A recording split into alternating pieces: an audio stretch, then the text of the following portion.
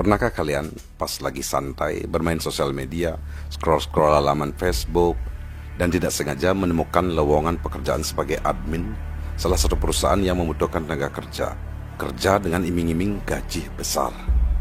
Hati-hati, ini penipuan yang sedang menargetkan korbannya.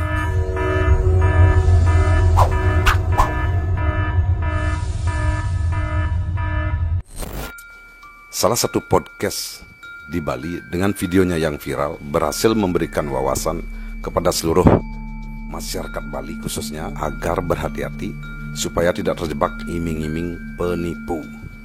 Dengan modus bekerja dapat gaji besar, tidak menutup kemungkinan itu adalah bagian dari TPPO atau sering disebut dengan tindak pidana perdagangan orang. Ini video saya mudah-mudahan ini bisa didengar sama masyarakat dari pemerintah Indonesia. Kena panisme paling hancur. Apa itu? Itu dipukul pakai Kabel itu ya? bawah ini udah ampun-ampun, terus disiksa sampai betul-betul dijatuhin mental kita. Nah, dalam video yang sudah tayang lebih dari 1 juta menandakan bahwa masyarakat kita sangat antusias terhadap apa yang terjadi kepada 2 orang korban TPPO dari Bali kelahiran Singaraja ini.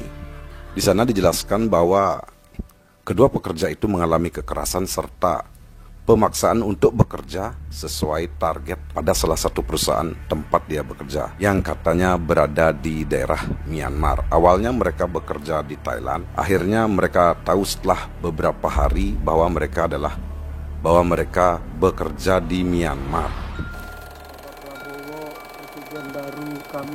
Inilah sebuah video yang beredar di media sosial yang meminta tolong kepada Presiden Prabowo Subianto untuk dibebaskan dari negara Myanmar. Kali ini kita akan menjelaskan salah satu pola perekrutan yang sering digunakan untuk mendapatkan korban perdagangan orang.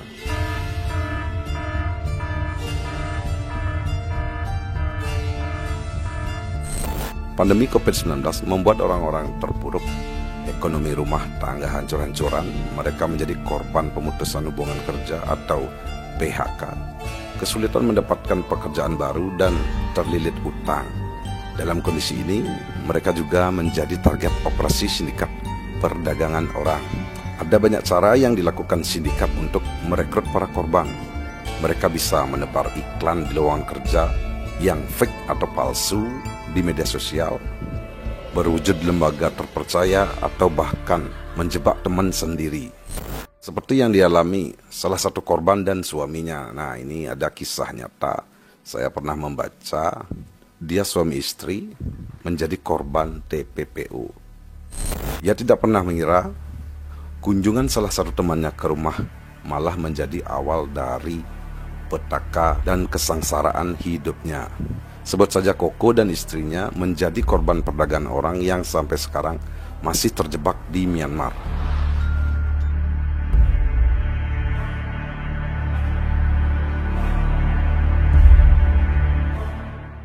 Saat-saat susah, temannya Koko makan minum di rumah Koko. Istrinya pun tidak menaruh curiga sama dia. Mereka berteman akrab. Dan itulah yang membuat istrinya tidak berpikir negatif kepada temannya si Koko. Koko dan temannya pernah bekerja di tempat yang sama. Temannya kemudian memutuskan pindah kerja ke Thailand. Nah, ya si Koko sama temannya itu pernah satu kantor, kan tetapi karena PHK, temannya itu memutuskan untuk pindah kerja mencari suasana baru. Nah, mereka bertemu kembali setelah temannya tahu kalau Koko menjadi korban PHK di perusahaannya. Temannya Koko menawarkan Koko dan istrinya bekerja di perusahaan teknologi di Thailand dengan iming-iming gaji 10 juta per bulan. Koko sempat menolak, akan tetapi temannya memaksa dan berani membiayai suami istri tersebut. Dia bilang, tenang saja, di sana aman, semua sudah dipersiapkan. Yang handle di sana adalah saya, itu kata temannya.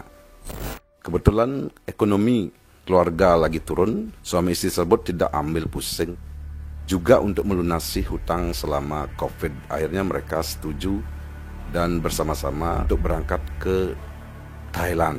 Nah, setelah sepakat keduanya, akhirnya keduanya melakukan proses administrasi dan keuangan diurus temannya.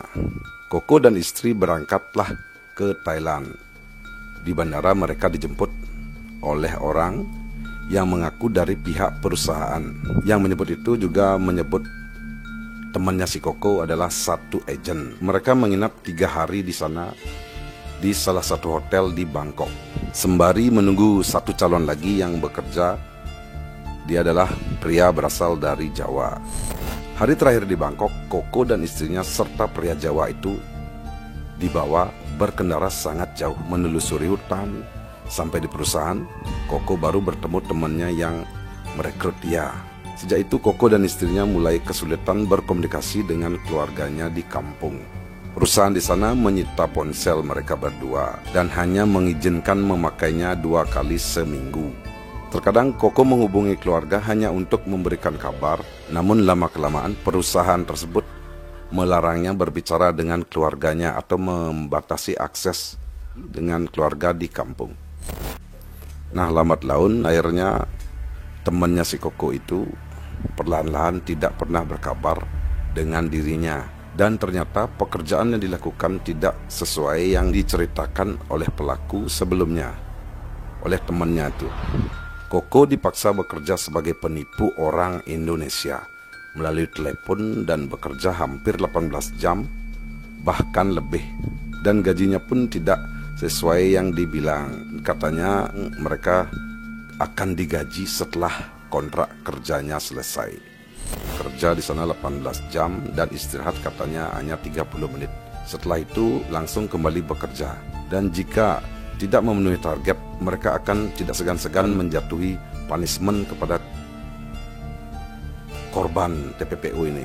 Akhirnya si Koko karena sudah kepalang tanggung, akhirnya dia terpaksa melaksanakan pekerjaan yang tidak diinginkannya. Dan ternyata setelah seminggu bekerja, akhirnya dia tahu bahwa dirinya tidak berada di Thailand, akan tetapi dia berada di Myanmar, bukan di Thailand yang sebelumnya dikatakan oleh temannya itu. Nah, dari cerita tersebut, si Koko ini adalah korban dari perdagangan orang.